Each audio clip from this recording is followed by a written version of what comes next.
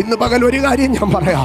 നിന്നെ ചൊല്ലി നിന്റെ അപ്പനും അമ്മയും ഒത്തിരി കരഞ്ഞിട്ടുണ്ടെങ്കിൽ, നിന്നെ ചൊല്ലി നിന്റെ അപ്പനും അമ്മയും ഒത്തിരി നാണം കെട്ടിട്ടുണ്ടെങ്കിൽ, നിന്നെ ചൊല്ലി നിന്റെ കുടുംബക്കാർ ഒത്തിരി തലതാഴ്ത്തിട്ടുണ്ടെങ്കിൽ, ഒരു കാര്യം ഞാൻ ഉറപ്പായിട്ട് പറയാം, നീ മുഖാന്തരം അവർക്കൊരു മാന്യതയുണ്ട്, നീ മുഖാന്തരം അവർക്കൊരു അനുഗ്രഹമുണ്ട്, നീ മുഖാന്തരം അവർക്കൊരു ഉയർച്ചയുണ്ട്.